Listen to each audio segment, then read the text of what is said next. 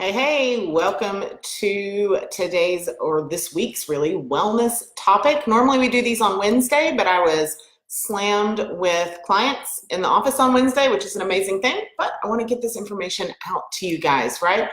What is one simple thing that is so often overlooked? It's something you're already doing. It's fast and easy and simple, and it can have major impacts on all kinds of aspects of your health, right?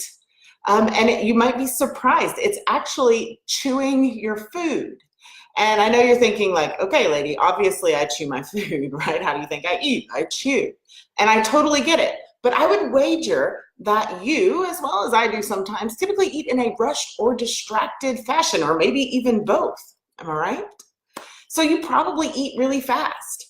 You might eat while you're watching TV. Do you eat while you're scrolling Facebook, while you're driving? Do you have a really short window to eat your lunch, like most schools do, right? Most schools give like 25 minutes or something, but that's a topic for a different day. You might be a parent and you might be managing multiple plates, like you're cutting up this one's food and you're serving up this one's food and you're helping this one get it on the fork. So you might be managing multiple plates at a mealtime. It's quite likely that without even thinking about it, you're barely chewing your food at all. But fear not, we are going to fix that today, because chewing and the steps before it are crucial to starting your metabolism, to getting your stomach acid flowing, and to help you increase your energy. Did you know that chewing did all of those things? Because most people don't, right? So let's talk real quick about where digestion starts, just so you get an idea. And this is kind of a trick question. So if you know where digestion starts, put it in the comments below. I know there's a little delay on live streams, so I'll probably blurt out the answer before you get it in the comments. But digestion actually starts before you ever even put food or drink in your mouth. Crazy, right? So digestion starts in what's called the cephalic phase. And cephalic is, and I feel a little fancy-nancy here, but cephalic is just a fancy word meaning in your head. So digestion begins when you even start thinking of food. Now, sometimes this cephalic reflex, the cephalic phase, is initiated by hunger or by sight or smell of food. The act of thinking of food, just thinking of it, right? Just that act in your brain actually starts a chemical reaction. It's the beginning or the first step of digestion. So when you're thinking of food, you activate this cephalic reflex and you start to salivate, right? So the amount of saliva or spit in your mouth increases. You start to build up your stomach acid. The enzymes start pouring into your stomach, getting ready for the food when you eat it. The second step of digestion is chewing. So if you've taken the time to get hungry, to think about your food, this is where blessing your food, praying over your food, sending your food energy, all of those things help to serve your digestion as well. So it's serving you physically as well as spiritually. But if you've taken the time to get hungry and you've taken the time to think about your food, the enzymes in your mouth and the enzymes and acid in your stomach are ready and waiting to break down that food and make sure it gets put to use. So let's talk about what chewing does. Like, what does the physical aspect of chewing do? One, it reduces particle size, breaking down the food. Two, it expels the air, right? So it expels the air and mixes the food with saliva. And the third thing it does is increase the surface area of the food, breaking it down, making it bigger, allowing the digestive enzymes to actually attack or start to break down the molecules. I guess when you say attack, it makes it sound like you're doing something bad, that you want this to happen. So you're probably like, okay, cool, so I can chew my food. But let's talk about how it actually benefits your health and wellness, because I would wager that you're not convinced yet. So chewing, mindfully chewing fully, actually increases your energy. You can actually reduce your fatigue and increase your energy levels simply by chewing. It's like the first action. So digestion is the most energy draining process that the body does. And you might think, well, you know, like pumping the heart or inflating and deflating the lungs are the most strenuous process on the body, but it's actually digesting your food. It's the process of breaking down the food you ingest, absorbing the nutrients into your body, right? So where it becomes your body, and then excreting the leftover waste. This takes up more energy than any other function in your body. The longer your food is chewed, the easier it is to digest. It's a simple energy in, energy out type equation. So this means your body uses less energy to digest food and the functions related to digestion.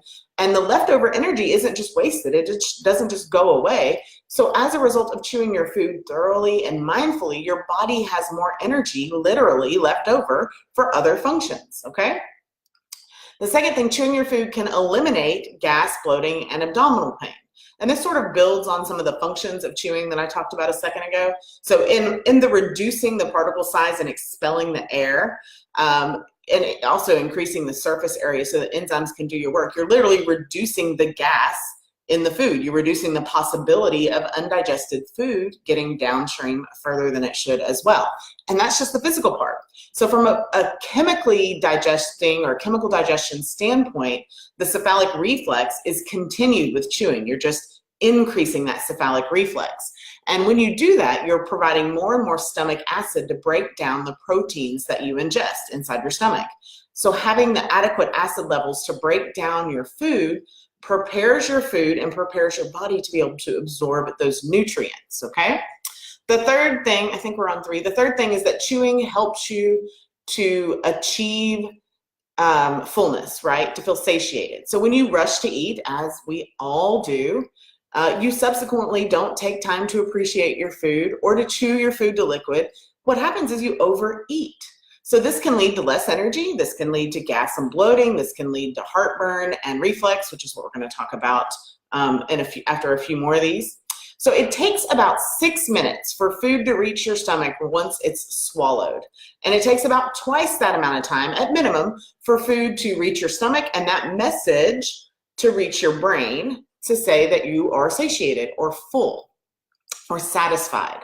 So when was the last time that you took that long to eat anything, right? Like we just don't take that amount of time. And as mentioned, the function of chewing, one of the functions is to increase the surface area of the food to allow the digestive enzymes to break it down.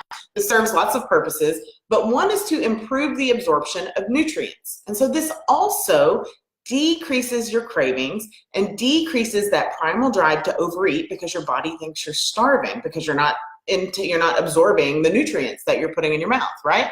So this fixes that, brings it back to homeostasis, back to balance, and make sure that your nutrient intake and your absorption can match, right? So it reduces overeating. It helps you to achieve satiety. And the end result of that, frankly, is usually, losing weight by chewing your food. So the next thing chewing your food does is actually lowers your food poisoning and food-borne illnesses chance. If you're the person that gets sick every time you go out to eat, that you frequently get food poisoning, that you'll have a lot of stomach bugs, then stomach acid is your very first line of defense. It's the first line of defense against anything that comes in your mouth, anything that's ingested that has parasites, pathogens, bacteria, and other things.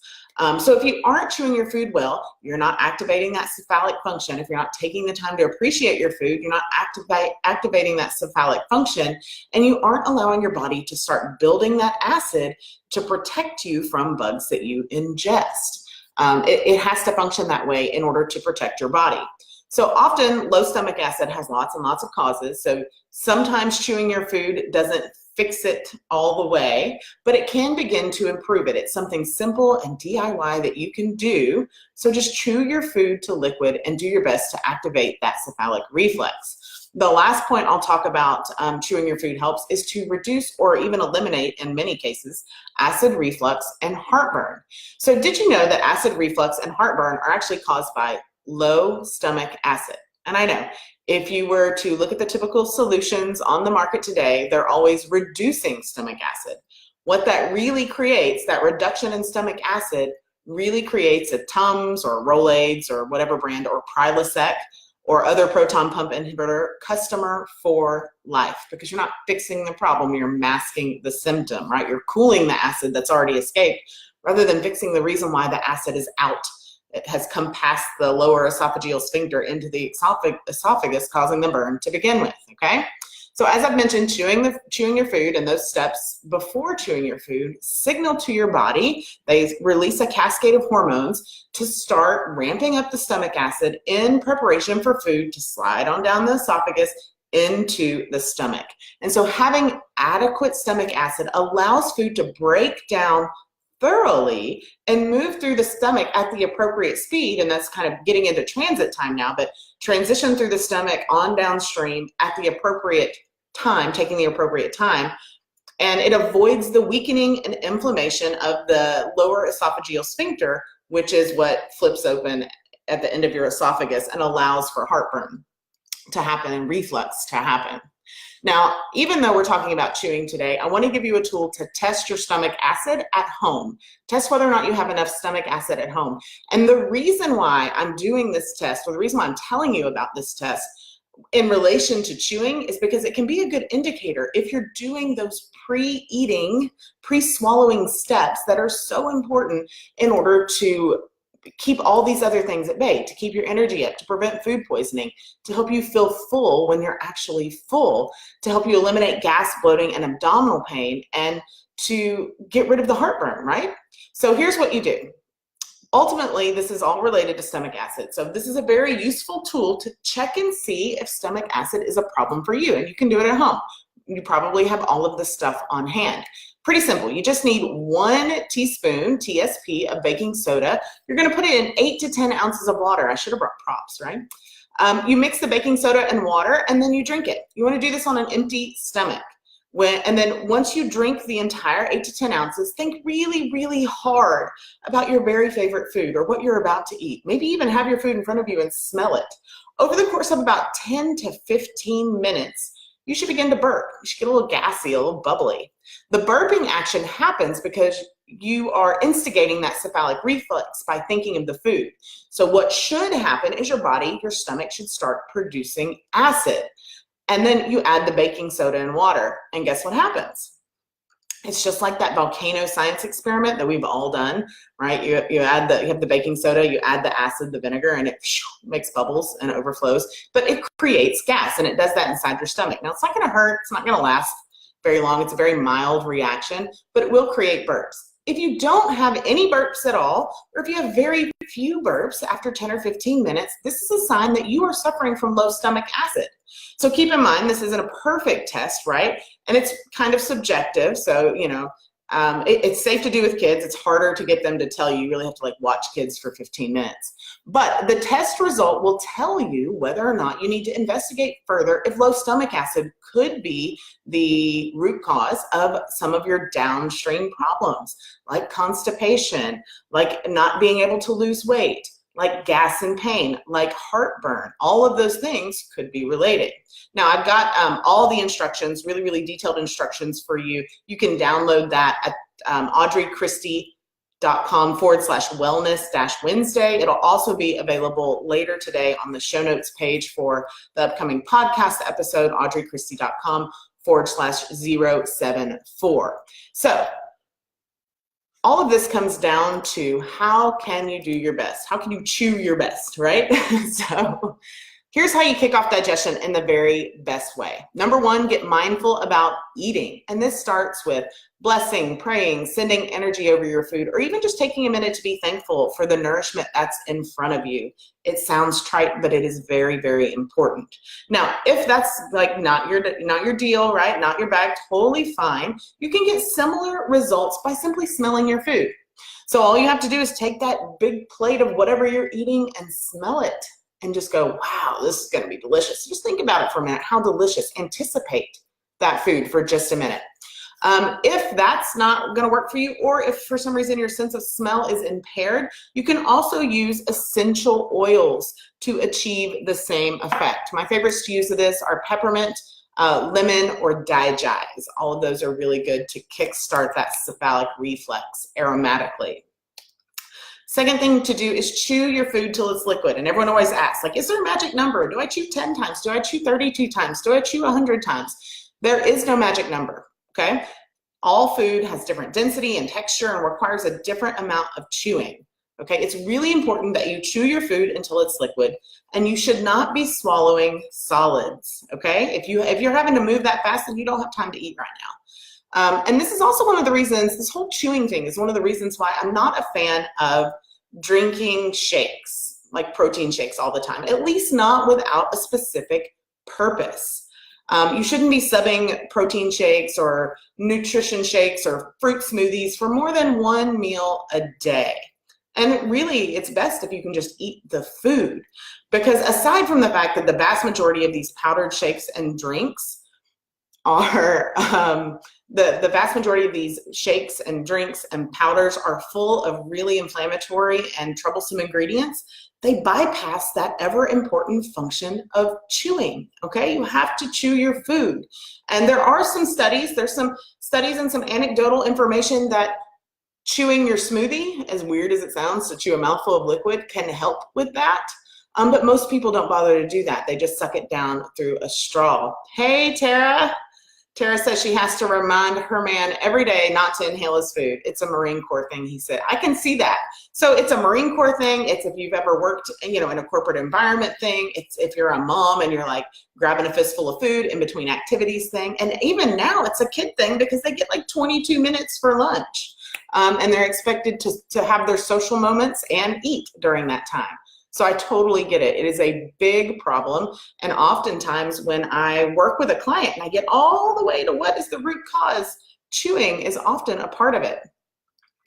So chew your food till it's liquid. Number 3, remove distractions. And I know it's hard, like everything beeps and talks and notifies, but eat with as little distraction as possible. Interestingly, conversation and company doesn't really count as distraction. That can often make you more mindful than eating alone. So what we're looking at here is mindless distraction. So scrolling through your devices or watching television while you eat. These things cause you to eat without chewing, without paying attention to your food, and it doesn't lead to healthy digestion. In fact, it leads to downstream issues for your human suit. And then the fourth aspect of this, the fourth thing to do is to take time. Okay, take time to eat. The biggest issue is time. We work at a pace right now where that's set for machines, really, not humans. So take the time and space to eat, enjoy, appreciate the food that's in front of you. And frankly, a lot of people will say, well, I don't enjoy the food I eat because I'm eating, like gross stuff because I'm on a diet. Quit. If you can't enjoy the food that you're eating, find some that you can, because enjoying the food, setting the digestion process off correctly, allows your body to absorb the nutrients, and that's much more effective than any diet culture, diet plan that you will ever find. So, in conclusion, I have talked so much this week that I am about to wear my voice box out. So if you have any questions, put them in the comments below. Grab that, the stomach acid test, so you can do that quick and easy stomach acid test at home at audreychristie.com/wellness-Wednesday. It'll send it to you instantly. And the full episode, as well as blog posts, will be available later on this afternoon. So if you're on the list, you will get that information in your inbox. If you're already on the list, you will also get the stomach acid test in your inbox as well. So don't worry about going and getting that. I hope everyone has an amazing holiday weekend. Take time to enjoy your food. Chew it up, chew it to liquid. Be well.